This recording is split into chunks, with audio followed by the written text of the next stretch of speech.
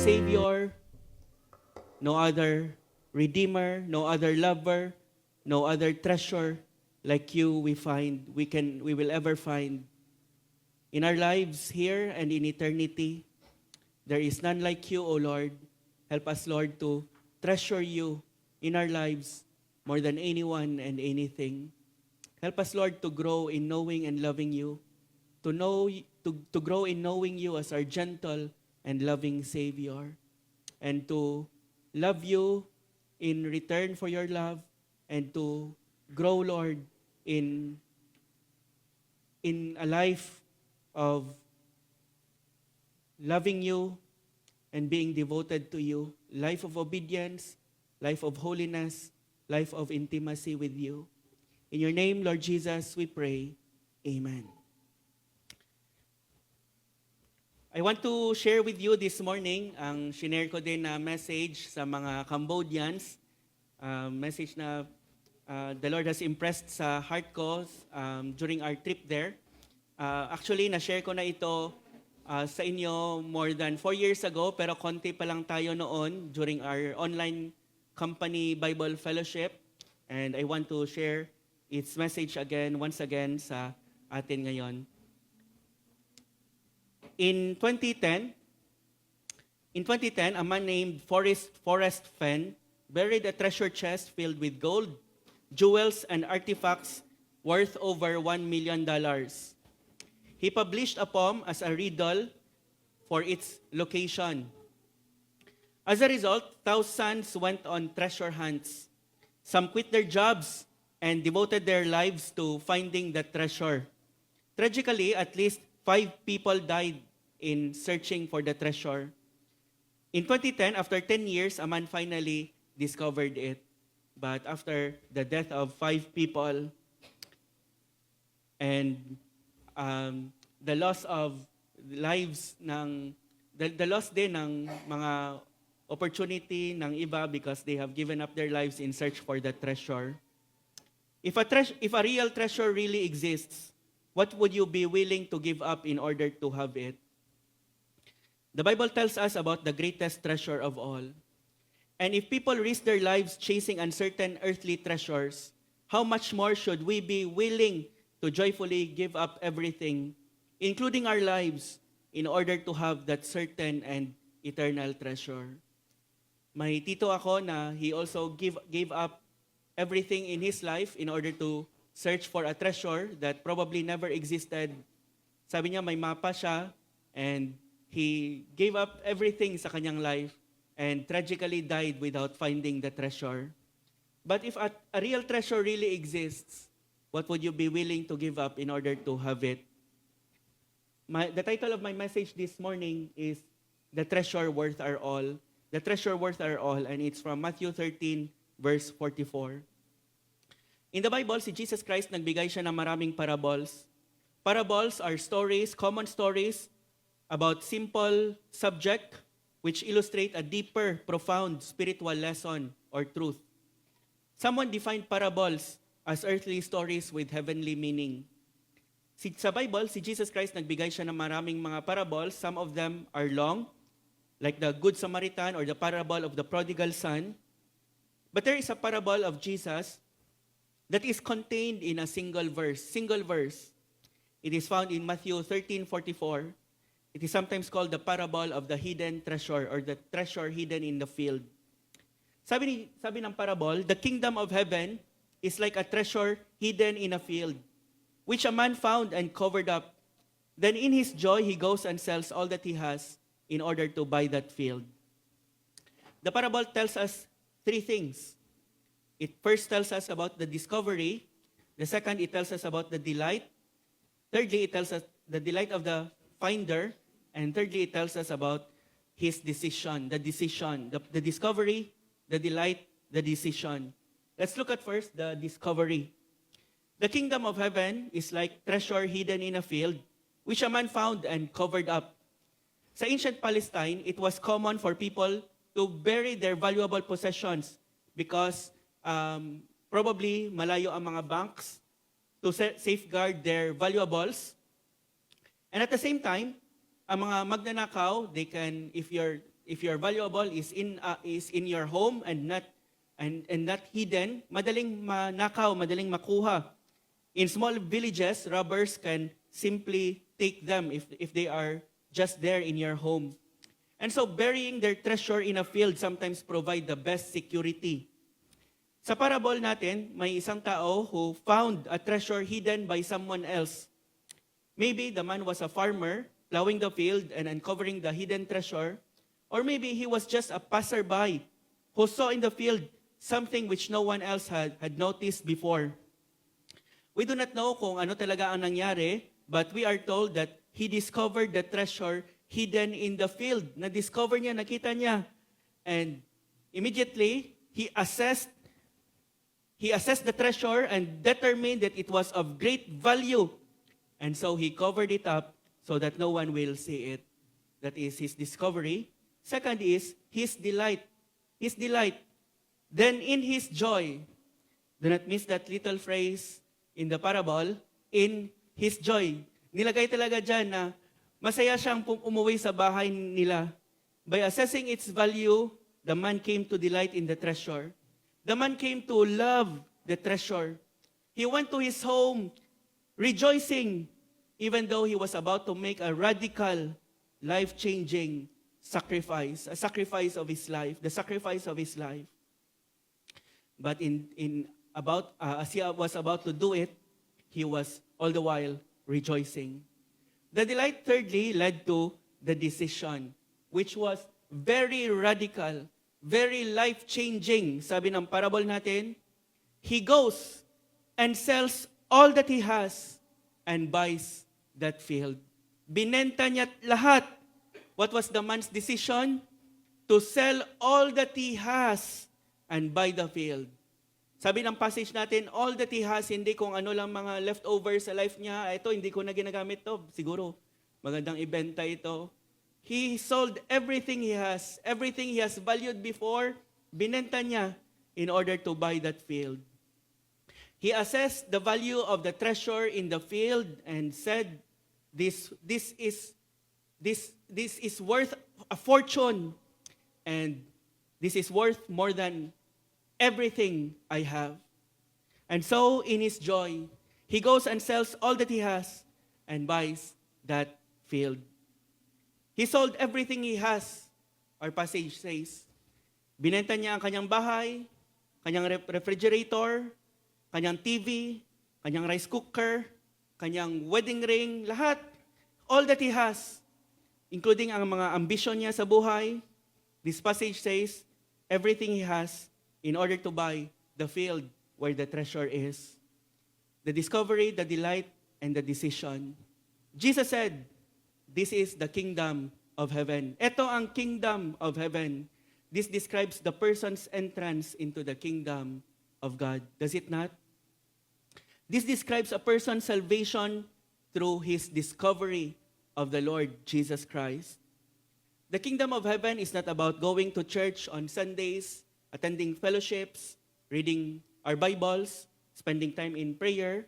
Although these are very important in the kingdom of heaven, these are necessary, but they are only secondary. Christianity is first and foremost about finding a treasure. Christianity is first and foremost about finding a treasure. Christianity is finding Jesus, a treasure so wonderful, so infinitely satisfying, so infinitely great that you sell everything in your life in order to have Him forever.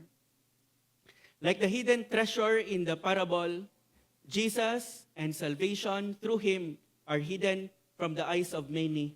Jesus is a treasure hidden in the field, in the eyes of many.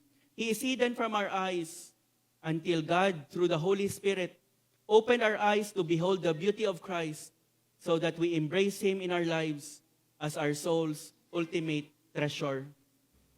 Lahat tayo ay blind, bulag sa true value ni Jesus Christ. We valued many other things more than Him.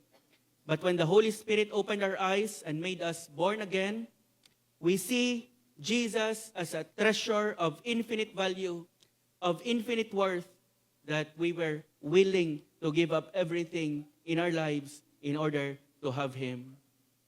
The new birth happens when our eyes are opened to see the worth of Jesus Christ as a treasure that is worth our all. Has this happened to you? Once in your life, Jesus meant nothing to you, just like with everybody else. Money means more to you than Him. Worldly pleasures mean more to you than Him. Your ambitions in life mean more to you than Him.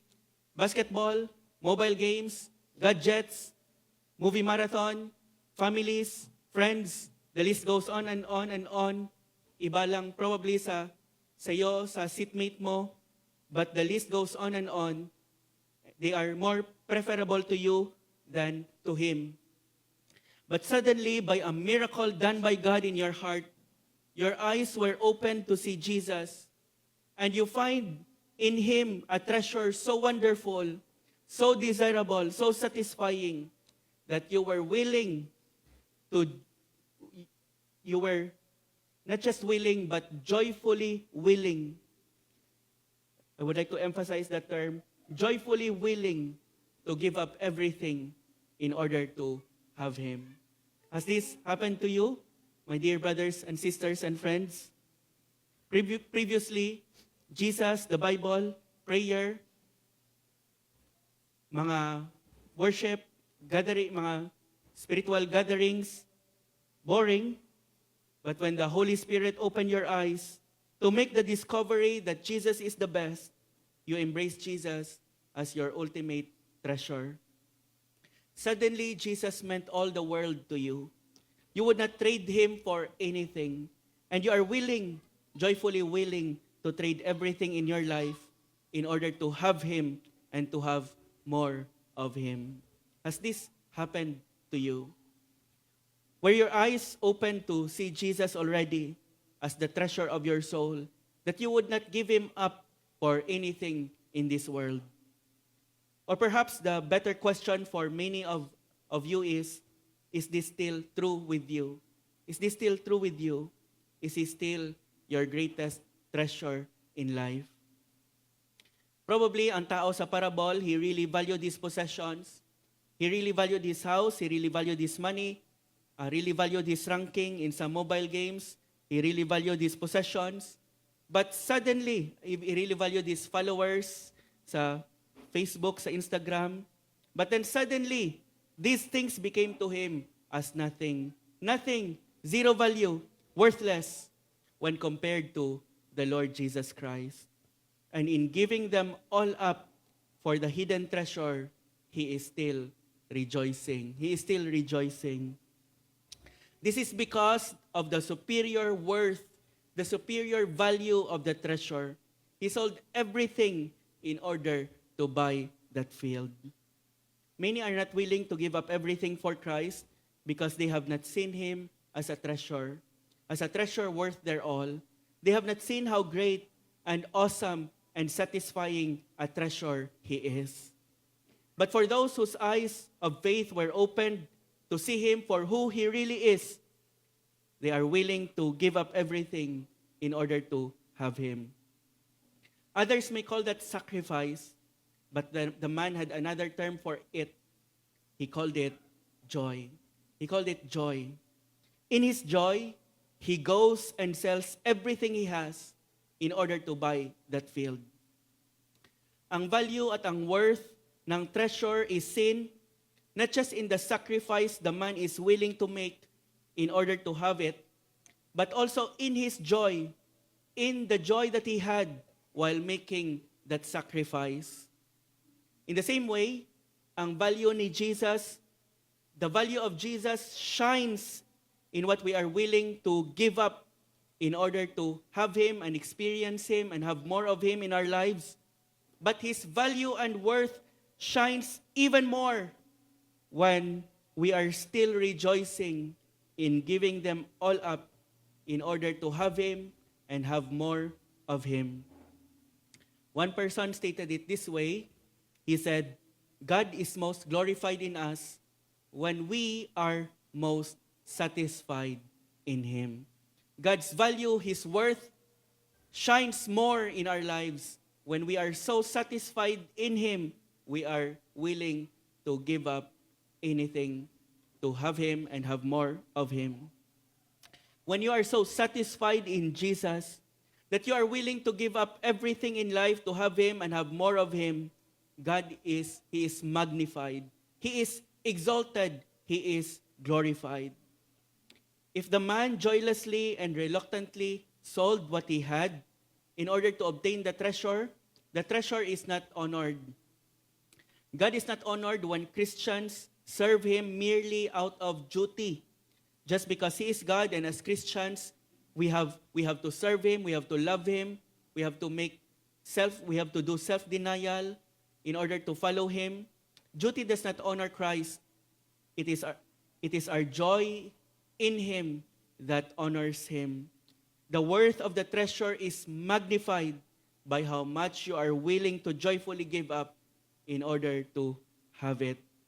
In his joy, the man sells all that he has in order to buy that field.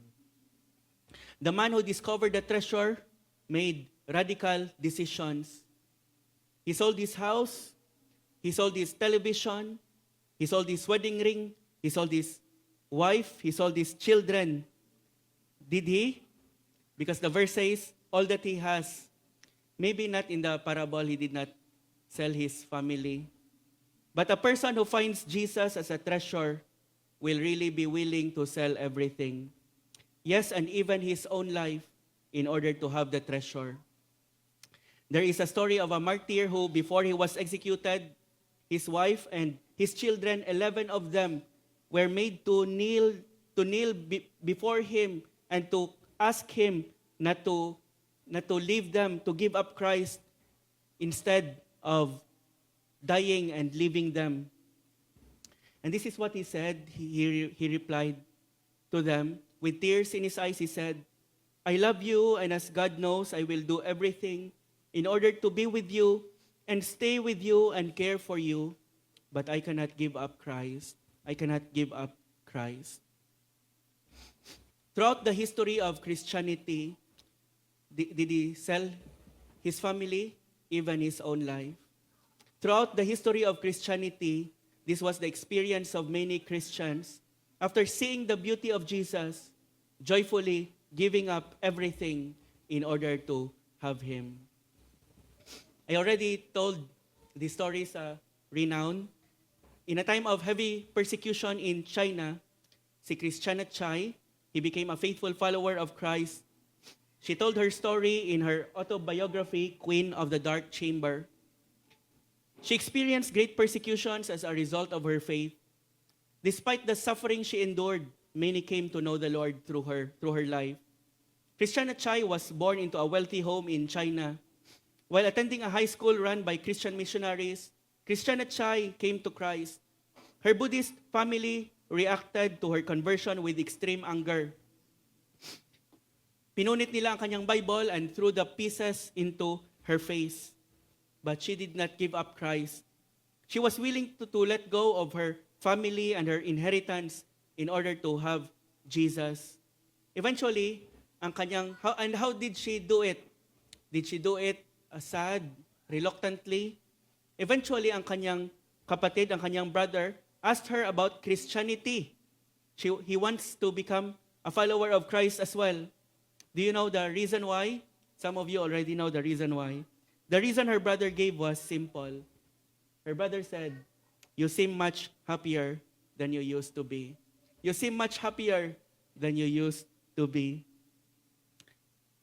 Despite losing her family and material wealth, she was happier than she used to be. She was rejoicing in her joy.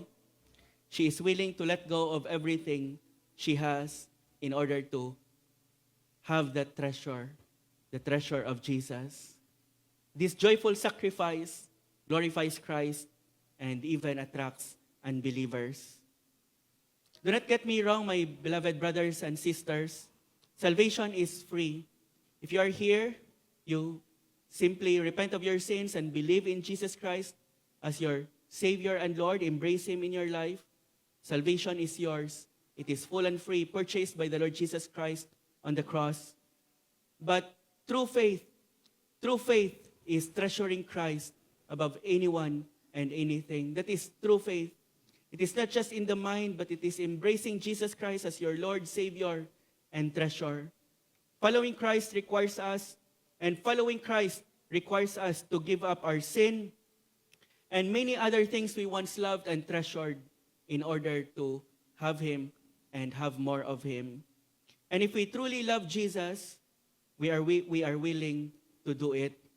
More than that, we will even be rejoicing in doing it.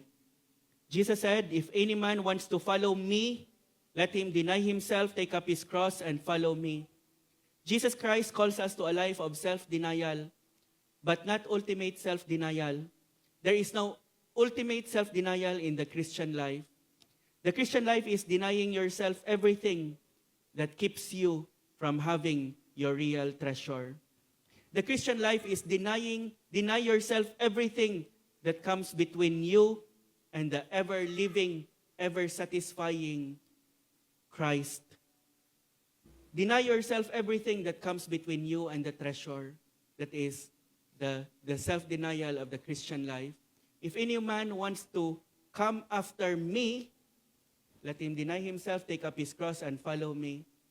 But in doing that, the Christian will have me, sabi ni Jesus Christ. In order to follow me, there is no ultimate self-denial in the Christian life. Deny yourself everything that will steal your joy in Jesus. That is what God calls us to do. Deny yourself 2 hours of Facebook. Deny yourself mobile games. Deny yourself of the love of money. Deny yourself of all your empty, selfish ambitions. Deny yourself of your unbelieving boyfriend or girlfriend if they come between you and your joy in Jesus. There is no ultimate self-denial in the Christian life. Christian life is denying yourself everything, being willing to sell everything in order to have and enjoy your true and lasting treasure, the Lord Jesus Christ. Following Jesus involves sacrifice. The man sold everything he has. That is a sacrifice. But for him, it is a joyful sacrifice because in exchange, he is having an eternal treasure. It is a joyful exchange. It is a happy trade for the man. His family, ang kanyang mga kapitbahay, the world, ang kanyang mga classmates, before, ang kanyang mga office mates might call him a fool for making the sacrifice. But for him, it doesn't matter. He has seen the treasure. He has assessed its worth. And he knows it is a wise decision. And so he makes the joyful decision to give up everything to have the treasure. He knows he is not a fool for doing it. In fact, para sa kanya, he would be more a fool not to give up everything for the treasure. In the same way, the true Christian says, I would be a fool not to give up everything in order to have Jesus as my treasure. This is the kingdom of heaven. As one person said, seeking you as a precious jewel, Lord, to give up, I'd be a fool. This is the kingdom of heaven. It is finding a treasure that is worth our all. While others look at the sacrifice, the Christian looks at the treasure and still rejoices. That is why many Christians who have made a lot of sacrifice for Christ, in the end said, I never made a sacrifice. One such person who made such a statement was David Livingstone. David Livingstone was a pioneer missionary to Africa. He arrived there in March of 1841. He sacrificed a lot in going there.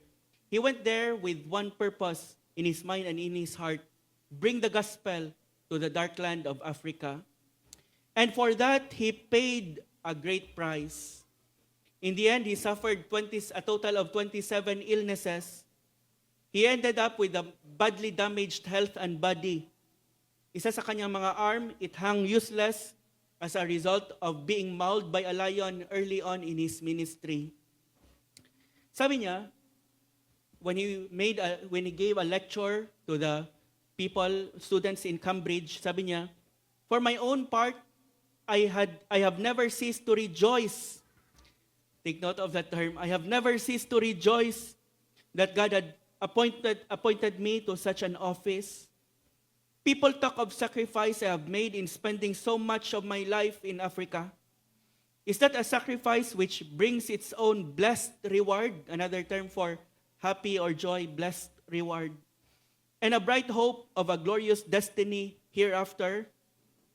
Away with the word in such a view, and with such a thought, it is emphatically no sacrifice. And he added, say rather, it is a privilege. Anxiety, sickness, suffering, or danger, now and then, with the foregoing of the common conveniences and charities of this life, may make us pause and cause the spirit to waver and the soul to sink. But let this only be for a moment. All these are nothing when compared with the glory which shall be revealed in and for us. I never made a sacrifice.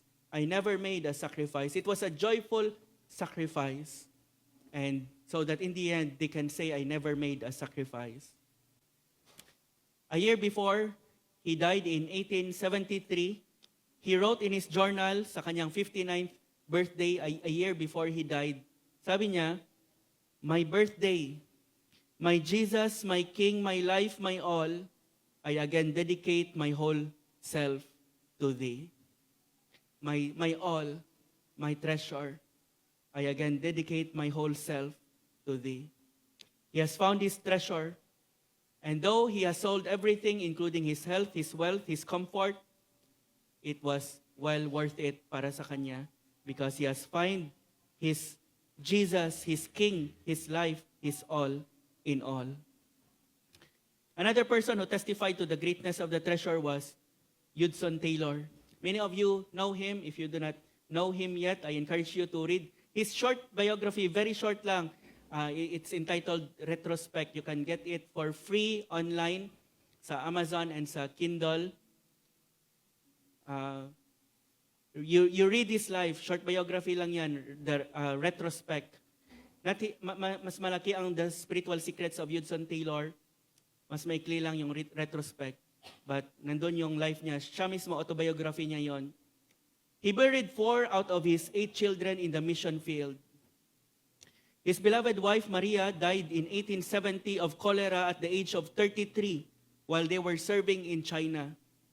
Her death left him heartbroken. Hudson Taylor suffered serious illnesses including spinal injuries from a fall, overwork, and debilitating stress. At times, his health forced him to return to England to recuperate. Even after nagkaroon siya ng stroke and his health declined, Hudson Taylor returned to China in his final years and died there in 1905. Hudson Taylor and his wife Maria had sacrificed a lot. Pero, in the end, this is what he wrote. Same exact words sa sinabi ni David Livingstone, I never made a sacrifice. I never made a sacrifice. And going there sa Cambodia, seeing the lives of missionaries there, sila ni Pastor Rogel, Janice, especially si Ma'am Elvie na 70 plus na. Although they had given up a lot, you can see that their faces are radiant with joy because of having and experiencing their treasure. It doesn't matter to the true Christian whatever he loses or she loses, because the important thing is, in the end, he or she gains Christ. This is what happened to all true saved believers. Their eyes were open to find Jesus, their all in all, and they say, I want to have Him more than anything. Whatever it may cost me, I want to have Jesus more than anything. This was Paul's experience, sabi niya, But whatever gain I had, remember Paul, he was able to uncover a treasure while traveling to Damascus. But whatever gain I had, I counted as loss for the sake of Christ. Indeed, I counted as everything as loss because of the surpassing worth of knowing Christ Jesus, my Lord. For his sake, I have suffered the loss of all things and count them as rubbish in order that I may gain Christ. Actually, the Greek term there is offensive, kaya nilagay na lang na rubbish, but mas faithful ang King James, dung, refuse. That is what everything else are in comparison to the Lord Jesus Christ for the Apostle Paul. After Paul found the hidden treasure on the Damascus road, everything in his life changed. His life took a radical turn. He was willing to give up everything in his life in order to have Jesus as his treasure. Para sa kanya, compared to Jesus, everything he possessed are rubbish, garbage. They are dung. They are worthless. For him, Jesus is a treasure that makes all other treasure garbage. He only had one magnificent obsession in life, knowing Christ and making him known. He has found the treasure worth is his all, and he is not willing to give it up. This morning, can you really say you have found the treasure? You have found Jesus as your treasure, as your all in all. If you have, is he still your ultimate treasure in life? You love him and value him and treasure him, and that for you there is no sacrifice too great to make for him. You would count it a joy to give up everything for him. Like the woman who broke her alabaster jar full of perfume that was a scandal for the people around her because that worth so much, that is worth so much, but nothing when made as a sacrifice to the Lord Jesus Christ. You would count it a joy to give up everything for him. You count it a joy and a privilege to give up your sins and all your idols for him. You count it a joy and a privilege to give him your time, your talent, your treasure, your hobbies, your ambitions, your dreams, and your entire life to him because he is your ultimate treasure. One of the marks of a child of God is not perfection, but satisfaction in God. A real desire for him, an obsession for him as an ultimate treasure, as the ultimate treasure of his life. The psalmist said, Psalm 73, he said, "Whom have I in heaven but thee? And earth has nothing that I desire besides thee. My flesh and my heart may fail, but God is the strength of my heart, and my what? And my portion forever." He is my portion forever. And all other portions I would gladly give all up in order to have him as my portion forever. Whom have I in heaven but thee, and earth has nothing that I desire besides thee. That is the language of a man who has found a treasure. Now, it doesn't really mean that we leave everything, sell everything in our lives, our homes, our gadgets, and other things sa mga buhay natin. But it means we love everything less than we love Jesus. It means we love these things less than we love Jesus, infinitely less. Compared to Jesus as our treasure, like Paul, all other treasures in our lives are garbage compared to him. It means we love the giver more than his gifts. We love the blesser more than the blessings, infinitely more than the blessings. And we use the gifts and the blessings we receive from him in order to love him and to help others love him. And if we find them replacing Jesus in our lives, they go away, we give them up. And if God asks us for them or takes them away, it may hurt severely, but we are ready to offer them to God, just like what Abraham did to Isaac. We do not get angry to God. We do not get angry with God when he takes something from us. Like Job, we still worship Him because He is our treasure and His gifts are not. But that can only happen, you can only sell everything you have if you have really found the treasure. The sad thing is, many professing Christians go to church and think they are already Christians even though they have not found the treasure. They do Christian stuff and they think that's it, even though there is no point in their lives in which they have embraced Jesus as their ultimate treasure. As a result, ang kanilang mga priorities, ang kanilang mga desires, ang kanilang mga pleasures are not changed because they have not really found the treasure. If this is you, plead to God this morning na i-open ang eyes mo to see Jesus as your treasure.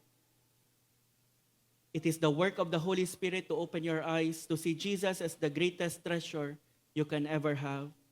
Read your Bible and ask the Holy Spirit to open your eyes as you read about Jesus there, so that you find Him, your gentle and lowly Savior, as your greatest, ultimate treasure in life. Read your Bible and ask the Lord, Lord, open my eyes. Help me to see the beauty and the glory of Jesus, that I will be willing to give up everything in order to have Him. If this has happened to you, continue to love Him, continue to pursue Him, continue to value Him, and so give evidence before the world that your treasure is not money, your treasure is not your friends, your treasure is not your possessions, your treasure is Jesus. Because by the grace of God, one time in your life, your eyes were supernaturally opened to see the hidden treasure, Jesus. Read His Word. Come to Him daily, pleading to Him, Lord, show me more of your beauty, show me more of your glory, so that I may value and love and treasure you as I ought. Read your Bible and find in Jesus your only hope for forgiveness, your only hope of heaven, your only hope for eternal life, your only hope for eternal satisfaction, so that you continue to treasure Him more than anyone and anything. Brothers and sisters, there is no other life that glorifies Christ than a life that is so satisfied with Him that you are willing to take any risk, make any sacrifice, count everything as loss in order to joyfully have Him. This is the only kind of life you will never regret living in the end. No Christian in his old age ever regretted he gave up everything for Christ. No Christian in heaven ever regretted giving up everything for this one treasure, the Lord Jesus Christ. Some people gave up their jobs, their resources, and even their lives for something worthless. It is not so with the Lord Jesus. He is a treasure that will satisfy you forever. Before I close, let me ask you, what have you given up for Christ? Are there things you are unwilling to give up for Him? If you are here and there was a time you gave up everything for Christ, but through some time, other treasures have replaced Him in your heart, tell Him you are sorry and return to Him.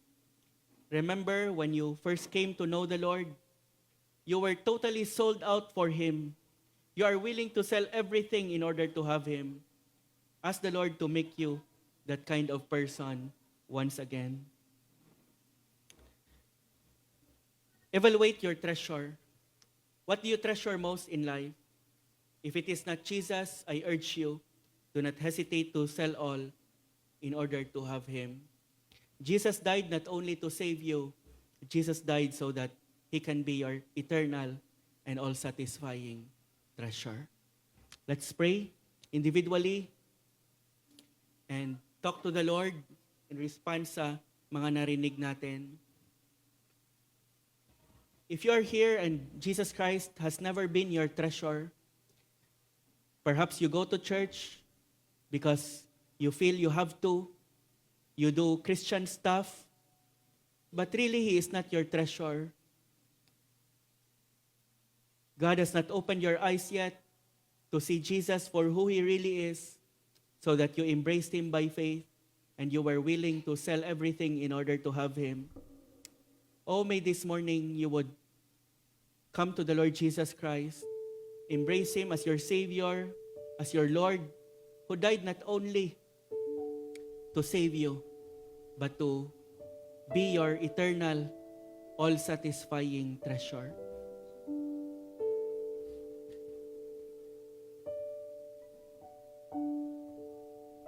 Maybe you have become a believer for a long time already. Jesus Christ was once your treasure, but now other things have replaced Him in your heart. Oh brother, oh sister, return to Christ. It is not worth giving Him up. Even for all the treasures in this world, it is never worth it.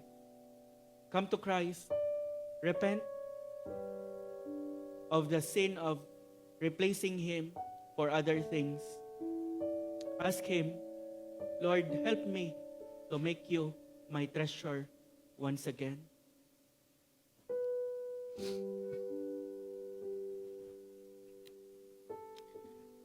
Lord, we were once blind to your beauty, to your glory. Thank you for the supernatural work of opening our eyes to behold Jesus not just as our Savior, but not just as our Lord, but as our ultimate treasure, that we were willing to give up everything joyfully in order to have Him. Lord, let that be true to every one of us. Let that still be true to many of us who perhaps have left our first love. Lord Jesus, continue to be our treasure. Satisfy us with who you are so that we will never trade you for anything, especially for our sins, for our idols. Lord, remove them, take them, tear them from our hearts. It may hurt, but we know, O Lord, that it will bring healing. In Jesus' name we pray. Amen.